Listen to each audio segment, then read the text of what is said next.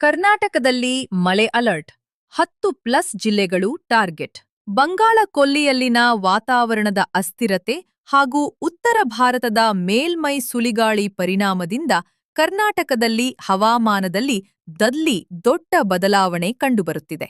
March 23ರಿಂದ 28ರವರೆಗೆ ರಾಜ್ಯದ ಹಲವು ಜಿಲ್ಲೆಗಳಲ್ಲಿ ಗುಡುಗು ಮಿಂಚು ಸಹಿತ ಮಳೆ ಬೀಳುವ ಸಾಧ್ಯತೆ ಇದೆ ಎಂದು ಹವಾಮಾನ ಇಲಾಖೆ ತಿಳಿಸಿದೆ.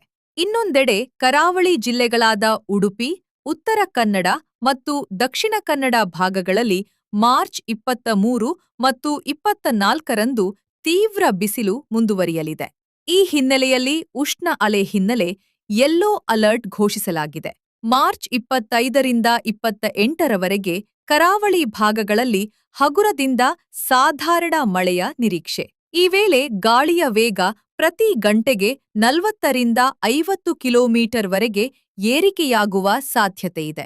ಒಳನಾಡು ಜಿಲ್ಲೆಗಳಾದ ಬೆಳಗಾವಿ, ಬೀದರ್, ಗದಗ, ಹಾವೇರಿ, ಕೊಡಗು, ಮೈಲಾರ, ರಾಯಚೂರು, ಬಳ್ಳಾರಿ, ಹಾಸನ, ಕಗಾ ಜಿಲ್ಲೆಗಳಲ್ಲಿ ಮುಂದಿನ 3 ದಿನಗಳಲ್ಲಿ ನಡುವೆ ಗುಡುಗು ಸಹಿತ ಮಳೆಯಾಗುವ ಸಾಧ್ಯತೆಯಿದೆ.